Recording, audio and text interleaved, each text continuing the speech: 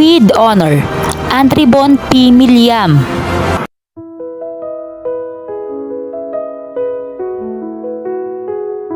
Congrats anak. Dahil dyan anak, ito ang regalo namin sa'yo. Wow, cellphone. Salamat ma at pa. Basta tandaan mo Bon, huwag na huwag mong pababayaan ang pag-aaral mo. At syempre, huwag palaging nakatutok sa cellphone ha. Opo ma, pa.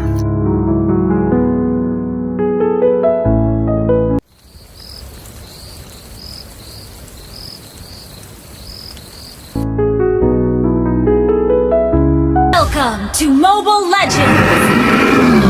Kuya, tulog na tayo. 5 seconds Hindi till ka the ba enemy excited sa unang araw ng pasukan? Mauna ka na matulog, tatapusin ko lang ang email.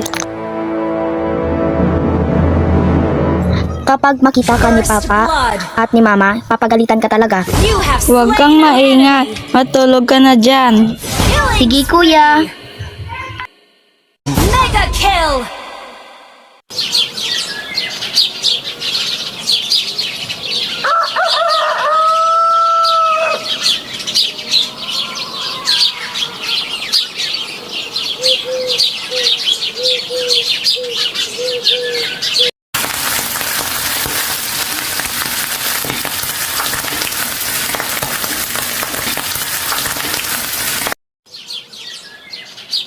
Gabriela, anong oras na? Hindi pa rin gising si Bon? Ako Gabriela, gisingin mo na ang kuya mo.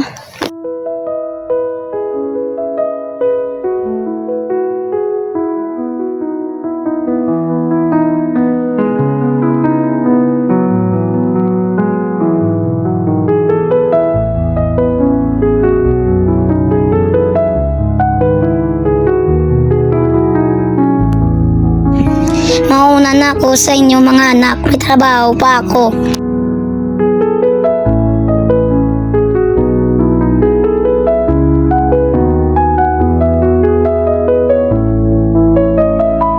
Alis na kami ma. Game mga anak, mag-aral ng mabuti at makinig sa teacher ha.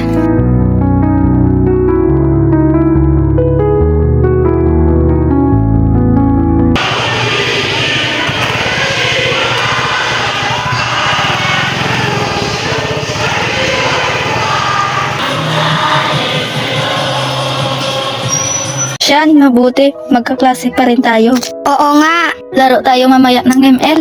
Oo sige. Anong rank ka na? Grandmaster, ikaw. Pipik na ako. Lobat cellphone ko, punta tayo sa computeran.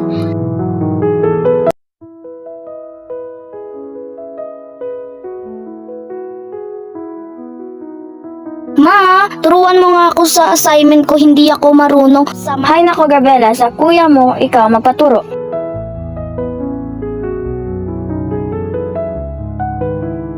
Alam mo anak, yang kuya mo, ang galing niyan sa math. Sige po.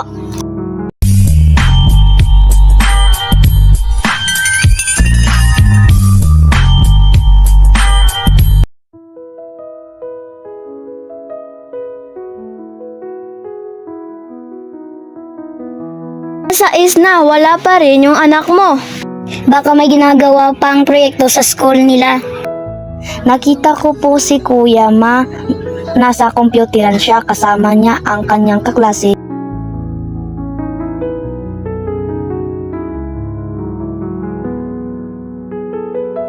Saan ka galing? Sa...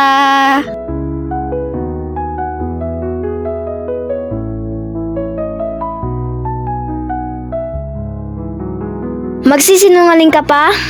Sorry po, ma, pa, hindi ko na malayan ang oras. Nang dahil dyan sa paglalaro mo, akala mo ba na hindi namin namamalayan ng mama mo na gabi-gabi ka na umuuwi? Sorry po. Dahil sa cellphone, late ka na natutulog at hindi mo na tinutulungan kapatid mo sa mga assignment niya. Akin na ang cellphone mo. Dahil dito nagbago ka na, napapabayaan mo na ang pag-aaral mo.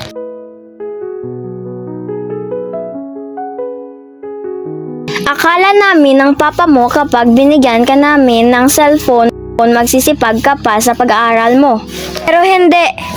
Di na po mauulit. talagang hindi na mauulit dahil sa mga ginagawa mo, 2 oras ka na lang makakagamit ng cellphone. Laking tulong sana ng cellphone sa'yo, nak. Makaka-research ka ng mga assignments mo diyan, pero sa maling paraan mo ginagamit. Hindi ka dati ganyan.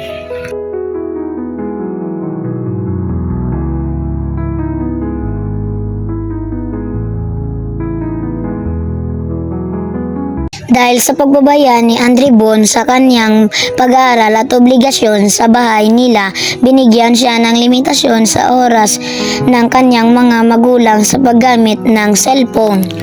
Dahil doon, nabalansin na niya ang kanyang pag-aaral, gawain bahay at sa paggamit ng cellphone at nakapagtapos na din siya sa kanyang pag-aaral na may medalyang natamo.